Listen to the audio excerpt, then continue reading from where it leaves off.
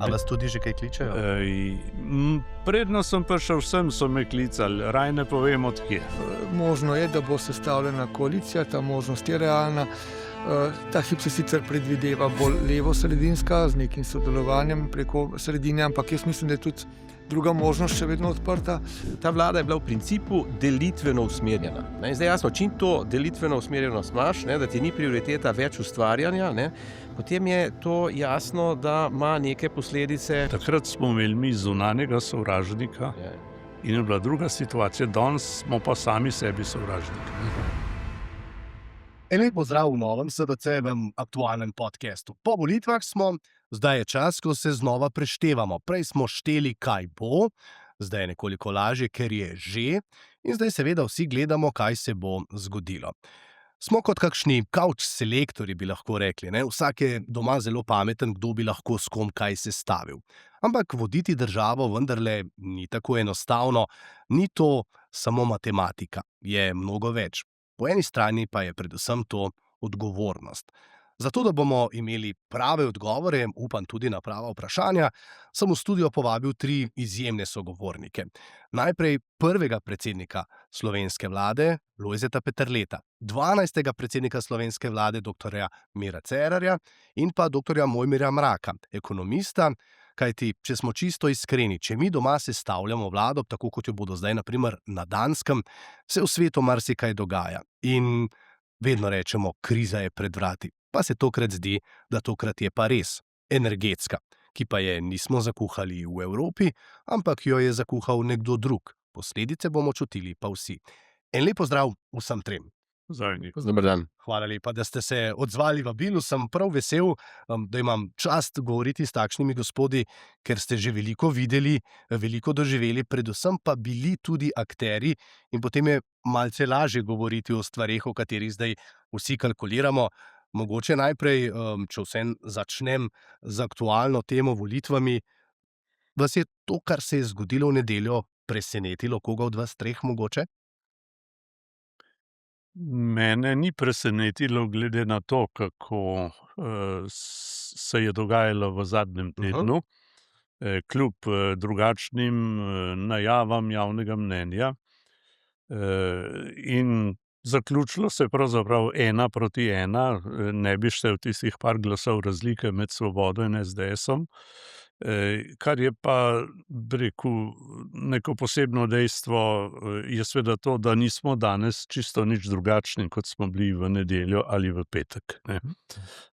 In mene ta slika zaskrbljuje, ker v naših razmerah, ki so zelo bipolarne, to ne kliče k višji državljanski odgovornosti, ampak kliče k nadaljevanju borbe. Tako da zdajle je vse skupaj zelo nepredvidljivo, lahko da bomo na roke šteli oziroma še enkrat šteli, pregledovali programe, zakaj je sesuvala se stran Državne volilne komisije, kje so zastala volilna vabila za Južno Ameriko in tako naprej.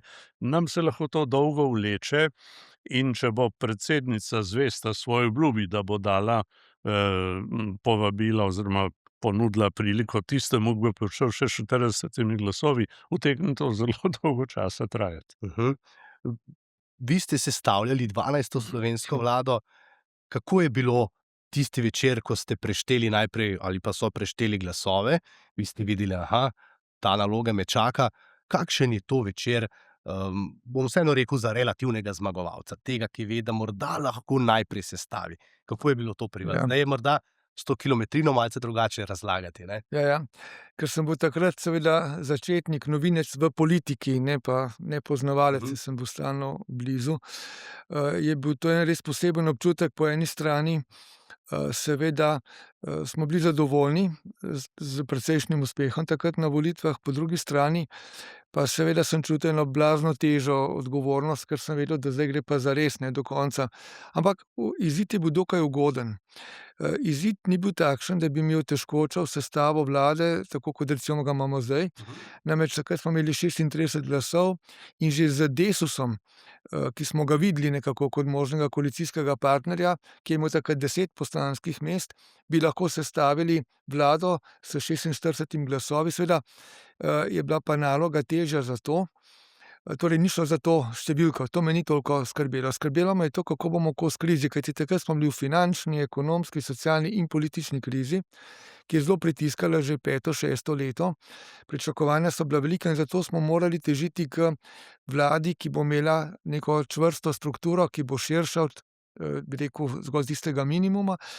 In jaz, ko sem videl, da lahko sestavim levosredinsko vlado relativno hitro z SD-jem in Desusom, sem si zelo želel zraven še Nove Slovenije. Namreč takrat Levica ni želela iti v vlado, z SDS-om ni bilo mogoče iti v to zgodbo, gospod Janša je bil takrat celo pravnomočno obsojen, njihova politika se nam ni zdela takšna, da bi lahko z njo sodelovali. Tako da na desnem polu smo si želeli imeti nekoga, ki bi bil v vladi, da bi nekako uravnotežili to politiko. To, kar mislim, da nam manjka tudi zdaj. To, kar je rekel gospod Peterle, je zelo pomembno. Mi smo pretirano razklani na dva pola, ki ne komunicirata, ki se ne poslušata, ki sta v pretiranem ideološko-kulturnem konfliktu, kar onemogoča sodelovanje pri tistih najpomembnejših projektih, ki ga potrebujejo. Seveda demokracija je pluralna, je različnost legitimna in tako dalje, vendar to vodi v neko za Slovenijo zaskrbljujočo situacijo, že nekaj časa je tako. In zato tudi zdaj izziv pred mandatarjem, kdorkoli to bo, očitno bo zdaj vsi stavijo na Goloba, ampak ne vemo še, kaj bo dejansko, verjetno bo prišlo do ponovnega preštevanja glasov in kaj takega, bo imel to dilemo pred seboj. Ali sestaviti enobarvno, torej enostransko levo ali desno koalicijo, ali pa doseči nek sporazum tudi z nekom z druge strani, ki bi vodil v neko bolj stabilno koalicijo. Vendar je tu še en problem, samo še to povem uvodoma. Seveda se je mogoče dogovoriti za vlado tudi preko sredine, a ne? Vendar vprašanje, kako bo to v praksi delovalo ob teh ideoloških napetostih, ob tem, kar so si vsi povedali pred volitvami in že daleč prej tudi, a ne. To je naš izziv. Namreč, ko si tako skregan, ko skregaš tudi člane lastnih strank z drugimi, ko so sprti že volivci med seboj, je potem zelo težko to nazaj popravljati. Zaupanje je težko pridobiti, izgubiš ga v nekaj sekundah. In to je po mojem tista naloga, kako spet pridobiti neko zaupanje v to, da lahko v Sloveniji sodelujemo tudi različni, ne. No, jaz vaju zdaj gledam, pa vidim, da imata zelo prijeten odnos, pa sta si morda z različnih polov, ne? Ampak vidim, da gre, ne? Lahko nekaj dodam za nekaj let nazaj. Glejte, jaz sem imel skoraj romantično enostavno situacijo.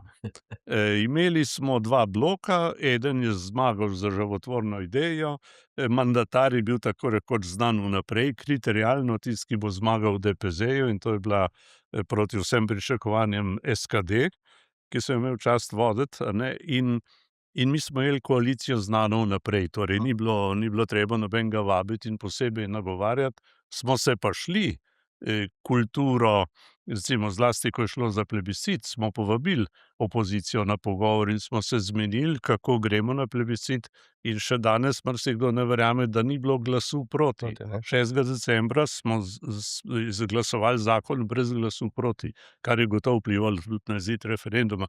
In takrat je bila ta pregledna situacija, če si volil Demos, si vedel, kam bo šlo, če si volil drugo stran, si tudi vedel, kam bi šlo, ne. In to je bila, bi rekel, enostavna situacija. Mene zdaj sprašujejo, kako težko je bilo takrat. Jaz, ko gledam nazaj in primerjam današnjo sliko, sem imel jaz, bi rekel, nisem imel težke naloge, ni bilo nobenega groznega pogojevanja, izsiljevanja ali kaj takega. Jaz sem moral zložiti 27 članov vlade in šel sem zavestno na širino. Nisem zbiral ljudi po političnem rodovniku, ampak po pripadnosti cilju, ne.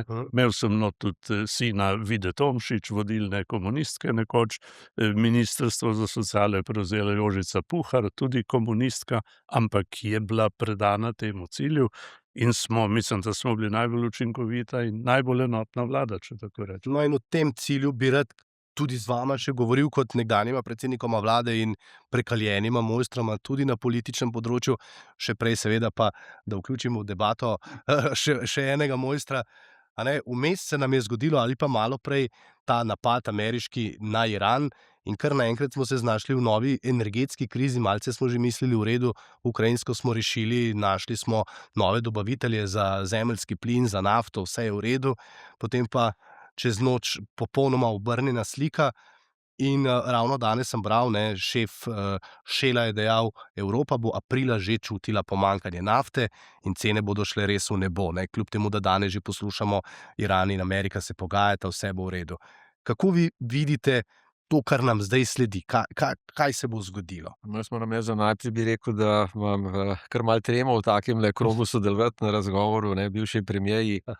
In Mi pa tremo pred stroko. Bi pa rad rekel eno stvar, ker končno sem že v tistem času tudi sicer v drugi vlogi malo sodeloval.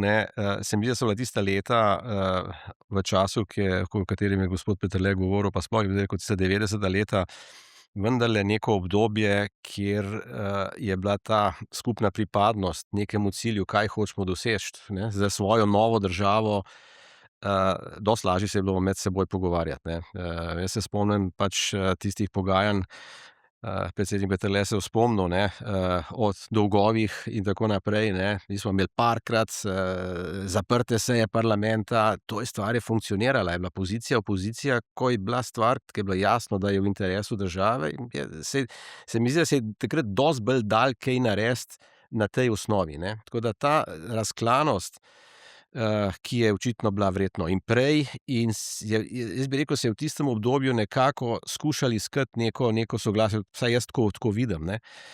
Potem pa, po tem vstopu v te evropske integracije, NATO, smo se pa spet, bi rekel, enostavno smo izgubili nek osnovni cilj, nismo ga več znali sami na novo artikulirati, in so te stvari ponovno, bi rekel, udarile bolj na vzven. Zdaj, jasno, to, kar se zdaj dogaja, pa jaz mislim, da imamo zelo neprijetno situacijo, tole z temi volitvami takšnimi, kot so, kjer ti praktično ne veš, kam bo cela stvar šla, v trenutku, ko bi bilo pa zelo fajn za državo, da imaš, jaz bi rekel, tako solidno vlado, kakršnakoli je, ampak vlado, ki je sposobna resno odločati.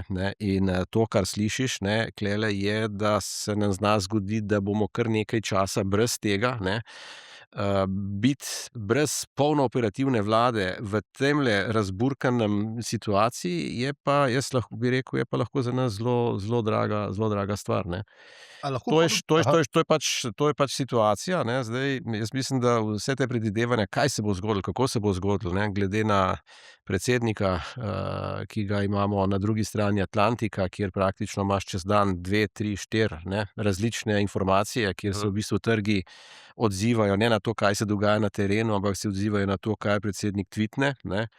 Je jasno stvar, ki je stvar dela zelo nepredvidljivo, in to, kar ste pa vprašal, jaz mislim, da zaenkrat z temi zalogami nafte, z temi rezervami in tako naprej, se določen čas stvar da rečem tako, menadžirati.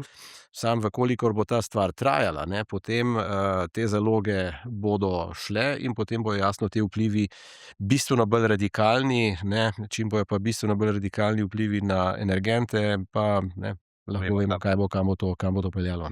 Enkrat sva že govorila v tem studiu, se spomnim, da ste kar veliko govorili, kaj bi pa morala Slovenija tudi še narediti.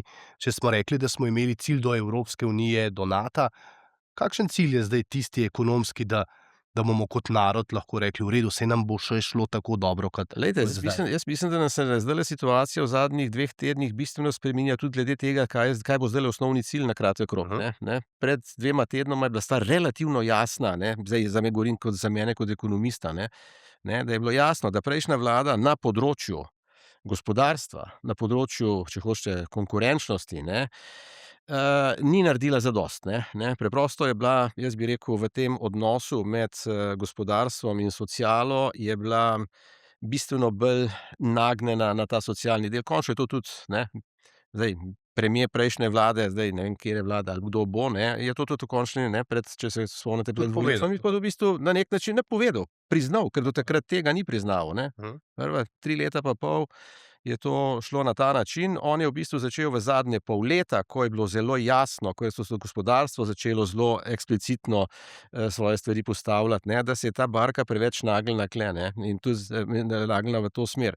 Zato jaz mislim, da ena od stvari, ki sem jaz v volilni kampanji nekako soglasno videl, ne, je, da je to zavedanje, da bo treba narediti na področju gospodarstva, konkurenčnosti bistveno več, kot je bilo. Ne. Zdaj jasno, govorimo o strankah ala NSI in tako naprej, ki je bila to tudi v bistvu stvar, ne, že čist osnovne stvari v kampanji. Ne.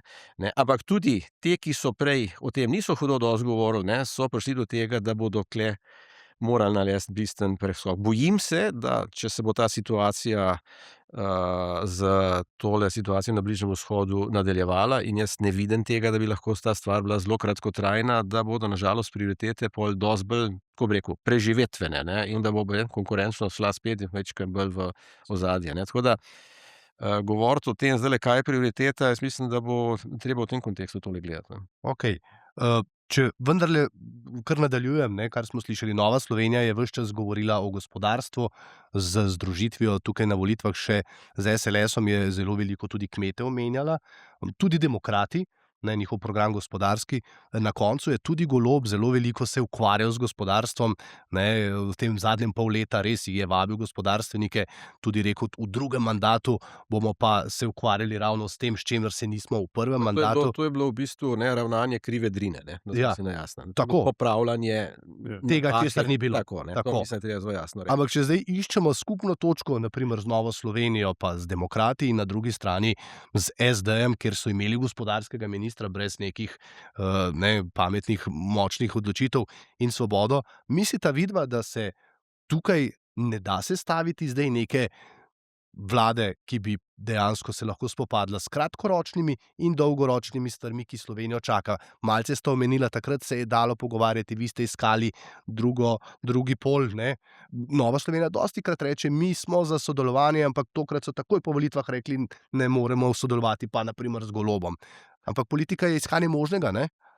Če lahko morda jaz Ja, nekaj saj. povem, ker prej nisem nečesa dodal, kar je nujno dodati. Ko sem jaz iskal to možnost, da bi šla Nova Slovenija v vlado, mi ni uspelo pravzaprav, ne. Ker je takrat Nova Slovenija v nekem zadnjem hipu doživela neke politične pritiske iz neke pač desne strani političnega prostora in je bilo evidentno, da pravzaprav vodstvo stranko si je želelo iti z nami, ker je videlo neko možnost sodelovanja, je bil pa pritisk od nekje drugje premočen, ne. In to se bo dogajalo tudi zdaj, podobno na levi in desni. Bi pa tako rekel, no, da mogoče dodam to, kar je gospod Mrak odprl. Tudi če pride do preverjanja volilnih rezultatov, pa do pritožb, pogovorov, ti postopki bodo relativno kratki. Namreč v Sloveniji ponovno prešteti glasove na določenih voliščih je možno v enem dnevu, bi rekel, dveh, tudi roki so tukaj zelo kratki. V 20 dnevih po volitvah se mora sestati državni zbor, se mora konstituirati in zelo verjetno se seveda bo. In potem tečejo že roki za izvolitev mandatarja. Se pravi, ti roki pritiskajo na vse organe, da bodo dali prednost temu, da bo država omogočila, ne, transparenten izid. In zdaj pa seveda tudi pri pogajanjih o koaliciji. Tu so možnosti, da se vlada hitro sestavi, ne. Nenazadnje lahko kakšna stranka, ki se je seveda zaobljubila, da ne bo šla na drugo stran, najde, mi vedno temu rečemo, višji razlog, ne. V interesu Slovenije je, da gremo v vlado in tako dalje. To poznamo v politiki zelo pogosto, take primere. In jaz mislim, da ni nemogoče, da bi tudi vlado dobili lahko relativno hitro, ne. Vendar, kot rečeno, kako bo pa potem to funkcioniralo, glede na dosedanje izkušnje, in to je pa potem za mene bolj zaskrbljujoče. Seveda je pa vse možno, lahko se pa tudi zelo zaplete pri oblikovanju. Tako da toliko za. Ja, kar. Ja, jaz kar naprej živim s to primerjavo med onimi in temi časi. Veste, zakaj smo mi takrat uspeli? Ker je bilo vprašanje, kaj je treba narediti, bilo prvo. Drugo je bilo kdo, ne? Ko je bilo to zamenjeno, je Demos razpadel, podaril svojo vlado in tako naprej, ne. In zdajle je spet, smo izrazito, smo že v času licitiranja, če se spomnimo samo, kaj je predsednik Resnice takoj postavil na tehtnico, če tako rečem, ne.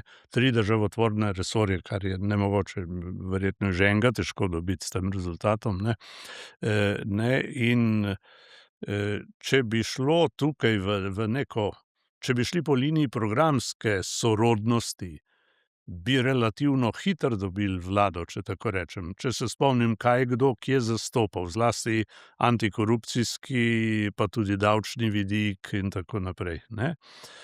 Zdaj, glede na to, o čemer je bilo že govora, kako so se prej skušale stranke bližati, pa niso prišle skupaj, pa se spomnimo Toninovega kratkega mandata na mestu predsednika Državnega zbora, ki je bil povezan z upanjem, da bo šla Nova Slovenija noter, ne. In tle se res, bi rekel, delujejo neke predstave, pa tudi neke izkušnje, če temu tako rečem, in potem hitro pride do tega, kdo bo komu figal list in tako naprej, ne.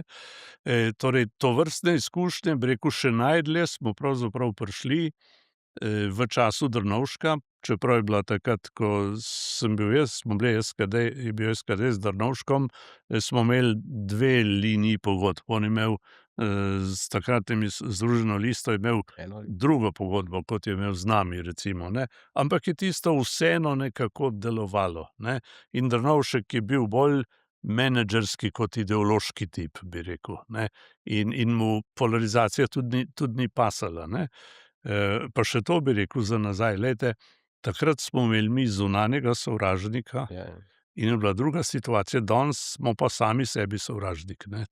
To je problem, glejte, kakšne besede so padle, ti si slab človek, ti ne maraš Slovenije.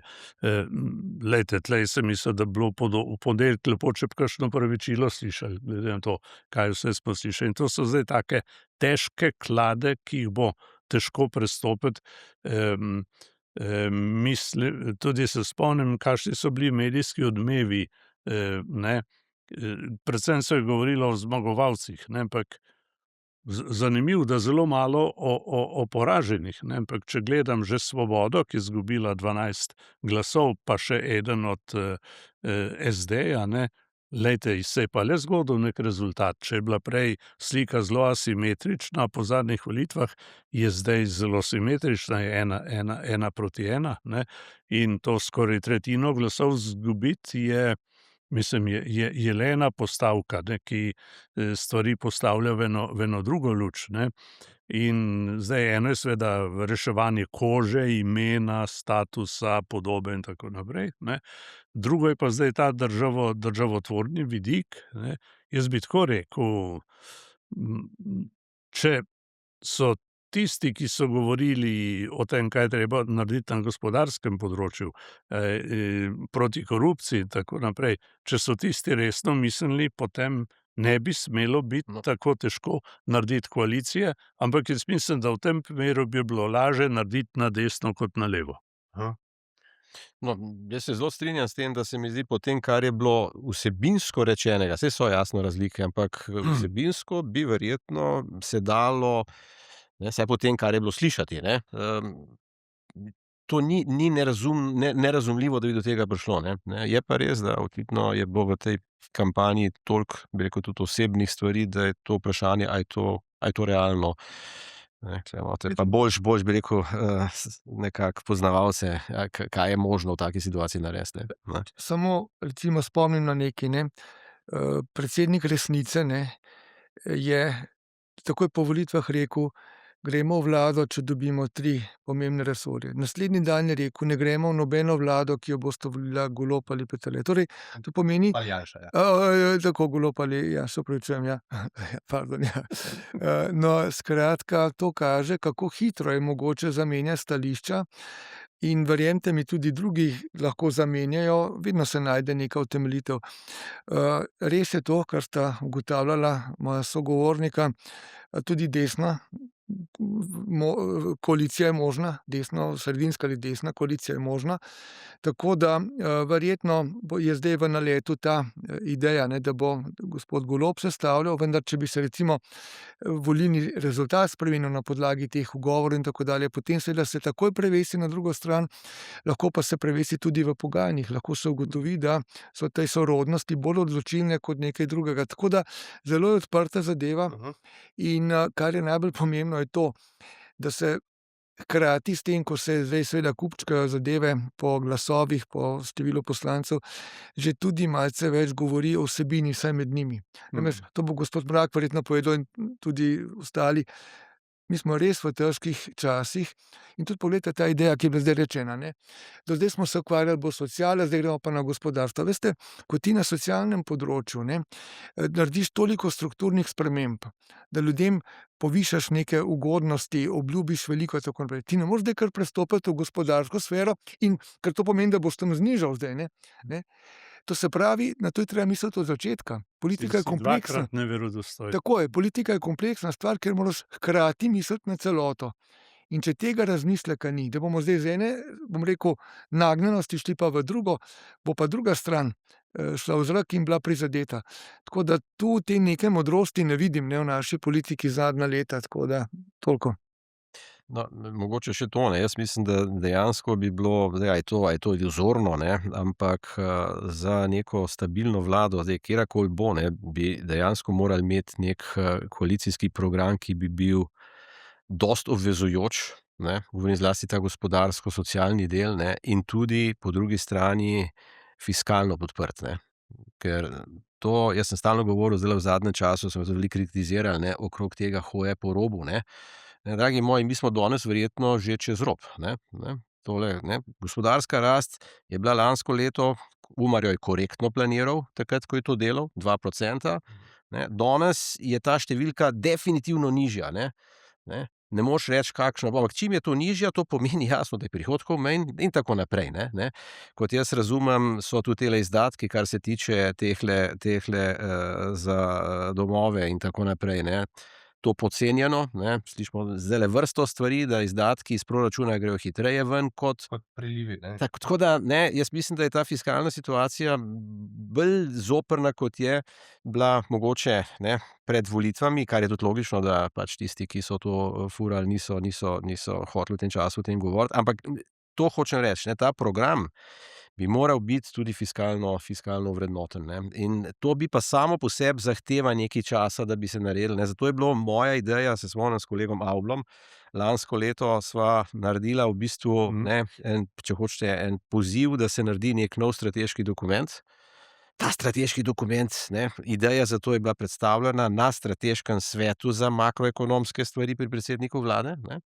Na tistem diskusiji ni bilo nobenega nasprotovanja temu, ne.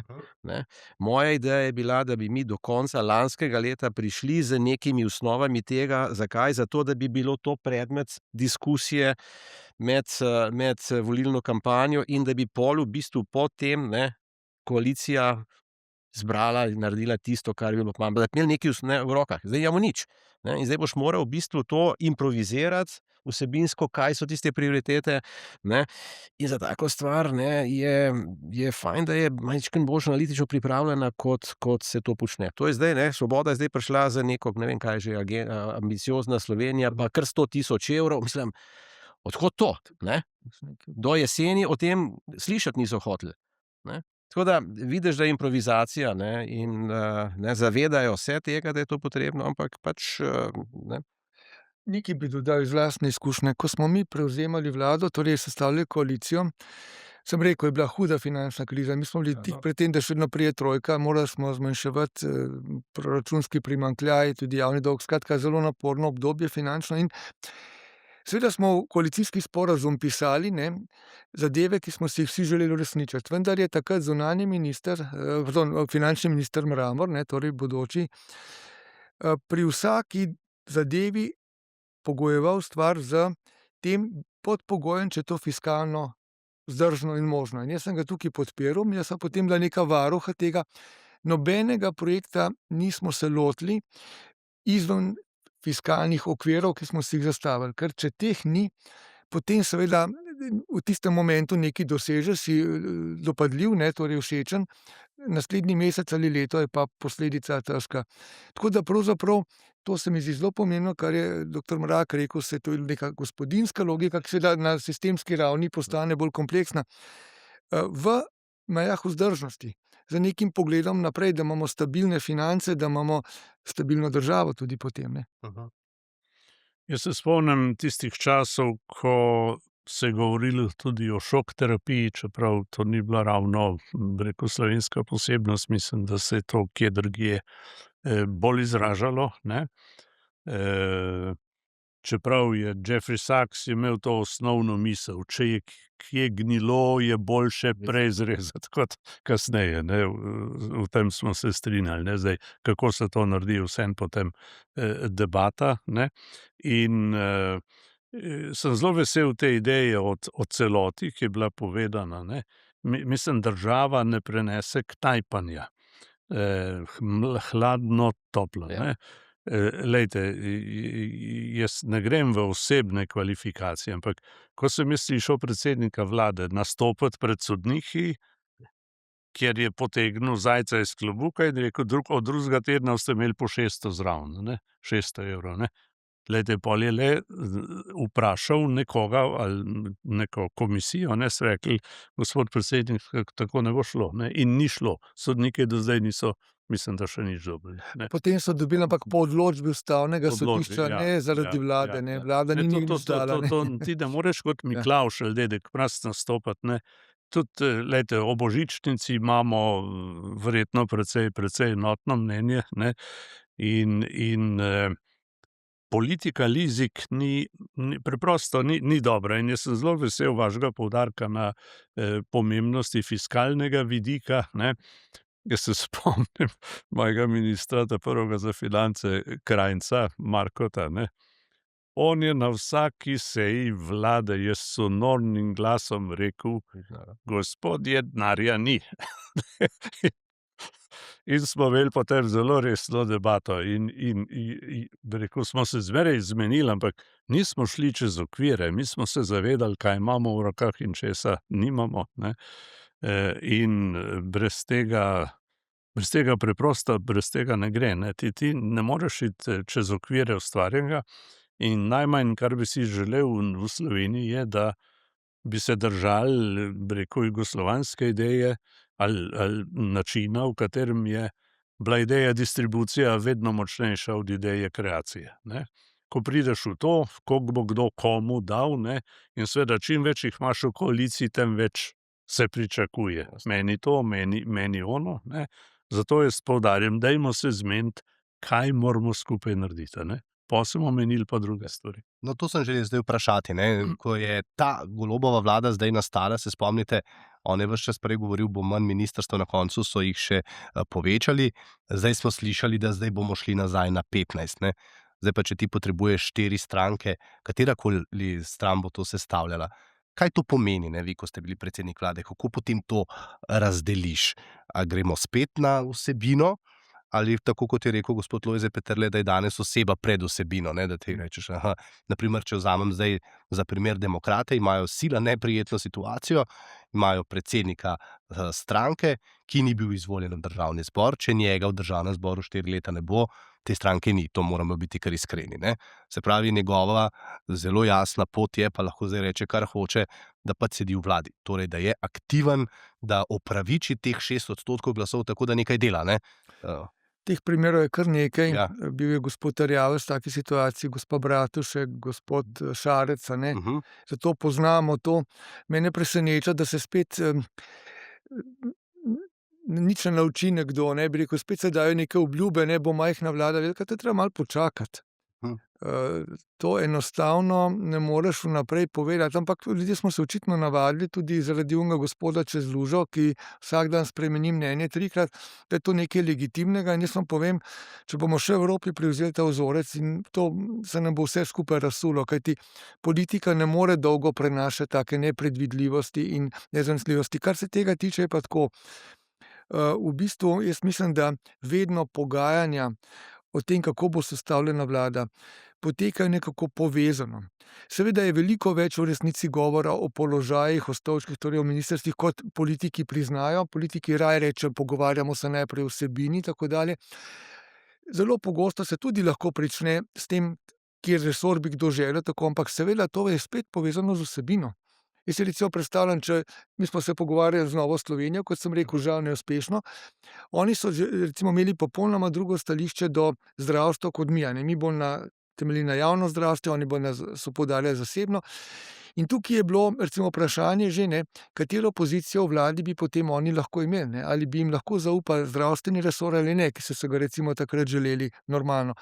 In hočem reči, to je ena zelo kompleksna dinamika, v kateri seveda mora tisti, ki je močnejši, ki ima veliko, tudi mi smo bili takrat zelo močna stranka, malo popuščati šibkejšim, sploh v proporcionalnem smislu, dobijo oni vedno kakšno ministrstvo več, govorim proporcionalno, zato ker edino tako jih dobiš v vlado.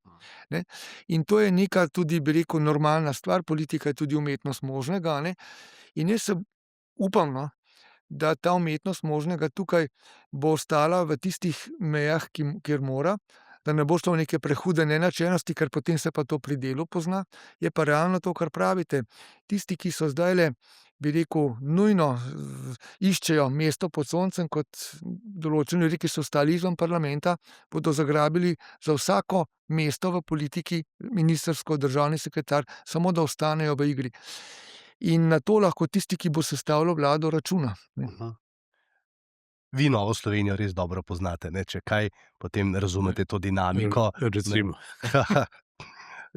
Ker veste, tudi novi predsednik je prinesel neko novo dinamiko, zdaj vidimo tudi dober rezultat, 3. mesto na teh volitvah, 9 poslancev.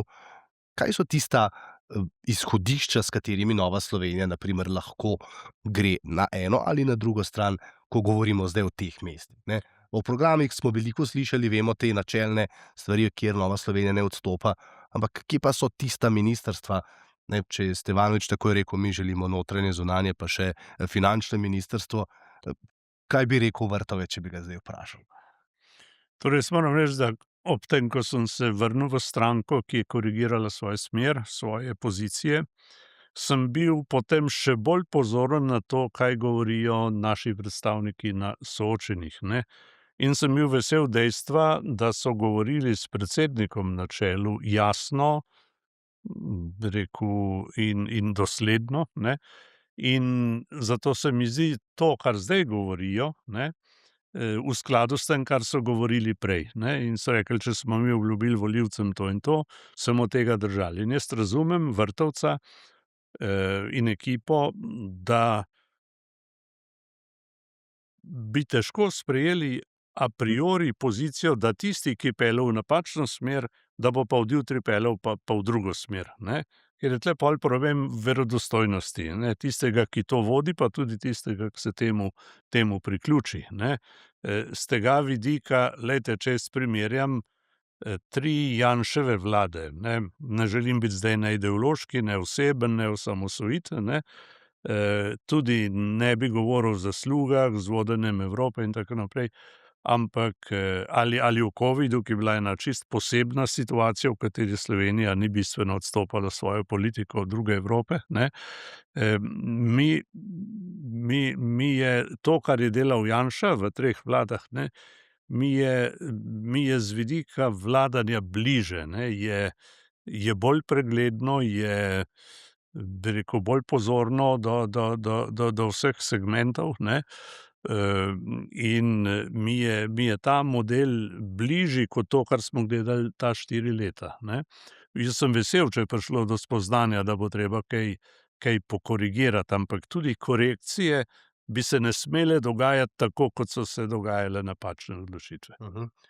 Ena izmed zanimivih tem, ki sem jih slišal pred volitvami, pa tudi zdaj, je, če bo leva vlada skupaj naprimer z nekaterimi strankami z desnice, se bodo lažje dogajale spremembe, ker sindikati potem ne bodo noreli na ulicah. Ne, naprimer, bodimo iskreni, Golob sindikatov res ni imel, razen zdaj tik pred volitvami, policijski sindikat pa sindikat poklicnih gasilcev, ampak načeloma, ne, je vedno tako, ko je desna vlada, so vedno na ulicah sindikati, ko je leva vlada, pa teh ni. Če bomo morali delati strukturne spremembe, in te bodo verjetno potrebne, ne, saj to nam je vsem zelo jasno, a je to potem lažje, če imaš takšno vlado, ki se nekako da in zna pogovarjati tudi s tisto stranjo, kjer morajo pač biti za. Ja, vem, glejte, ekonomsko-socialni svet, če jaz prav razumem... Pa praktično ni deloval. Ne, sam je sestavljen iz 3 delov, ne. Mi smo imeli v tejle sestavi, ne, v bistvu enega od partnerjev, ki zelo pogosto ni sodeloval, ne. Drži. Ja, no, samo se pravi, ne, zdaj, ja, Vedno nekoga izključiš, ne? mislim, izključiš. Ti moraš v bistvu iskati neko pravo mero enega in drugega, ne. In to, kar jaz govorim, je, da je ta vlada, ne, dosedanja šla v tem odnosu enega do drugega, ne, preveč v eno smer, ne. Preveč je bila, sem to večkrat javno rekel in bom še enkrat rekel, ne, ta vlada je bila v principu delitveno usmerjena. Delitveno usmerjena, ne. In zdaj jasno, čim to delitveno usmerjenost imaš, ne, da ti ni prioriteta več ustvarjanja, ne, potem je to jasno, da ima neke posledice, vemo zakaj, ne. Ta vlada pač ni imela resnega dialoga z gospodarstvom, ne. Pa ne mi zdaj reči, ja, saj je imel predsednik vlade 14 dni pred, ne, 20 gospodarstvenikov, ne. To je bilo tisto popravljanje krive drine, ne. 3 leta pa pol tega dialoga ni bilo. 3 leta pa pol je bil minister za gospodarstvo, ne, praktično on je skozi jambral, da ne more svojih stvari v vladi uresničiti, ne. V vladi je imela dejansko vsebinsko prioritete, ki so bile, če hočete, po ministrstvih, ne, na levici, ne, ampak jasno, tega programa ne bi mogla ti ministri peljati, če ne bi bilo to dejansko stališče vlade kot celote, ne. Tako da pač premier sam je rekel, ne, da je ocenil, da je v prvem mandatu treba najprej pošlihtati to, zdaj bomo šli pa v drugo smer, ne. Jaz v to ne verjamem čisto, ne, ker ne vem, zakaj bi to bilo tako, ne. Zato bi jaz si želel, da bi bila ta koalicijska pogodba, če bo to peljala približno ta vlada s to strukturo, prvič zelo jasna, vsebinsko in fiskalno podprta, ne. Fiskalno podprta, ne. To pomeni, da bi moral v bistvu narediti en resen program.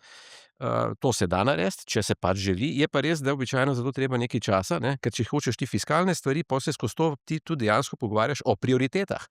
Veste, če ti boš imel v bistvu nekaj, da boš skušal imeti neko večjo rast, ne, ti prestrukturiranje lahko dosegaš na ta način, ne da nekaterim zelo režeš, v bistvu nekaterim ne boš povečeval, ne, druga boš povečeval in bo to skozi čas, če imaš ti mandat 4 leta, boš lahko skozi tem času lahko dosegel resne strukturne spremembe, ne. Ne, še enkrat, ampak to je situacija za relativno normalno obdobje, ne. Tole, kar Kjer pa nismo, imamo ne. pa zdajle na mizi, ne, Ja. je pa situacija, kjer bo morala ta vlada, katerakoli bo, ne, se ukvarjati verjetno prioritetno najprej s krizo, za katero ne vemo točno, kakšna bo, ne.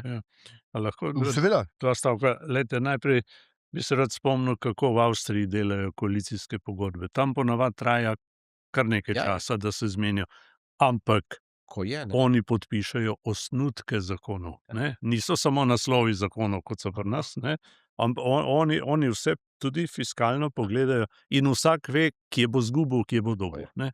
To mora biti jasno, ne delajo na pamet ali na slepo, ne.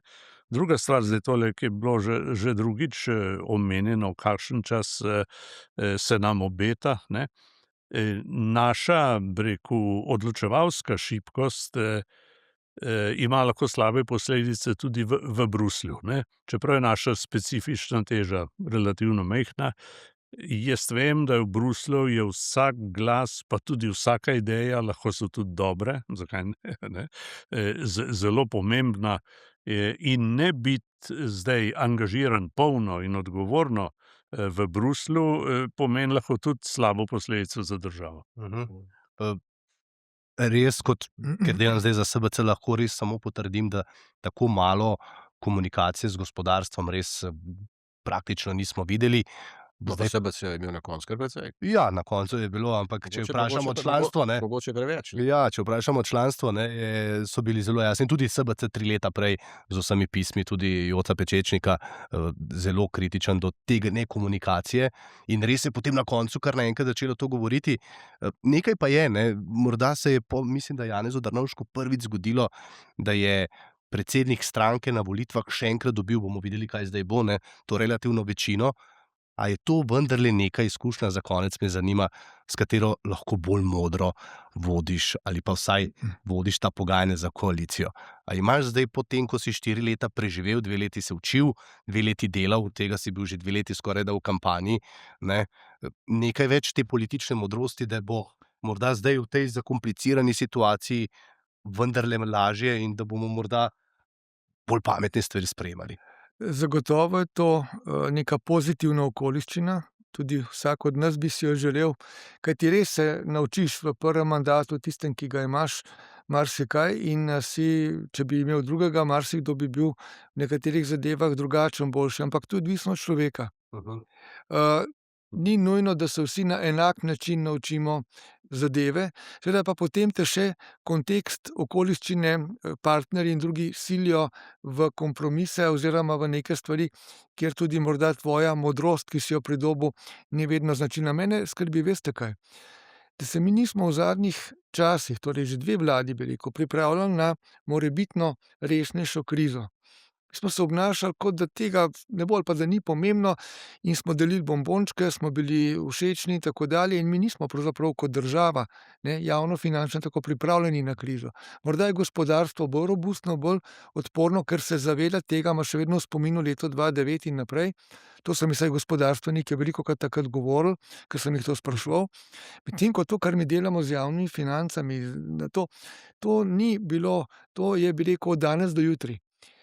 In jaz se bojim, ko vidim, da ta populizem, pravzaprav ta način dajanja obljub in tako, se ni nekako dosti spremenil niti v predvolilni kampanji, niti zdajle, če poslušamo.